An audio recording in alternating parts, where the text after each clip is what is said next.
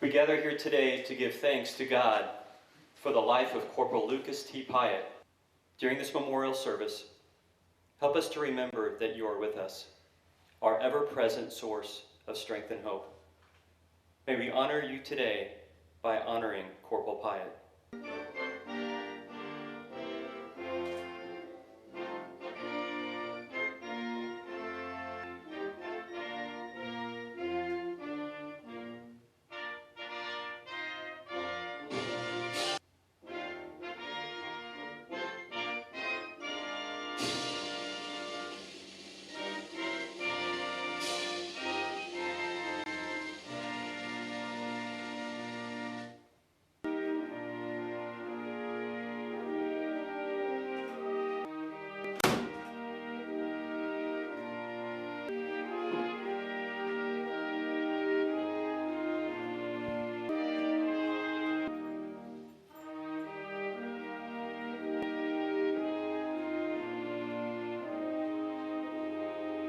To everything there is a season, a time for every purpose under heaven, a time to be born and a time to die, a time to plant and a time to pluck what is planted, a time to kill and a time to heal, a time to break down and a time to build up. He has made everything beautiful in its time. Your rod and your staff, they comfort me. You prepare a table before me in the presence of my enemies.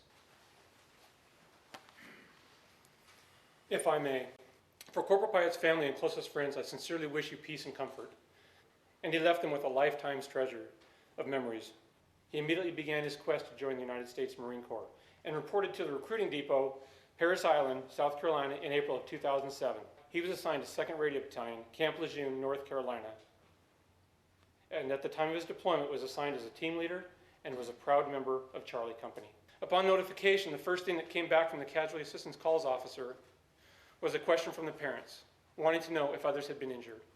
But Corporal Pyeatt stood out from the pack. Well, but he inspired others to be leaders as well. I know that his legacy is going to live on in the Marine Corps Radio Battalion community. Pyeatt had a way of making you feel like you were the only person in the world, like you were the prettiest, smartest, most interesting person he had ever talked to. He always knew just what to say to brighten up someone's day, to make someone smile. The last time we drove around Jacksonville, Pyeatt was talking about his future. He said, "I owe it to myself to do something incredible with my life." I promise you, Pyeatt, in your short life, you did something more than incredible. I know I speak on the behalf of many when I say you are one of the most I've ever met. You are completely irreplaceable and entirely unforgettable.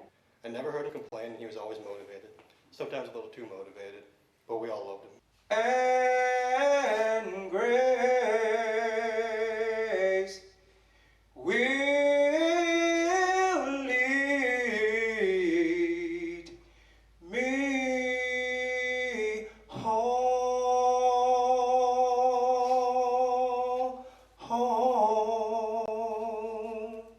If you and I are going to have a proper perspective of death, we must first understand several key aspects about life.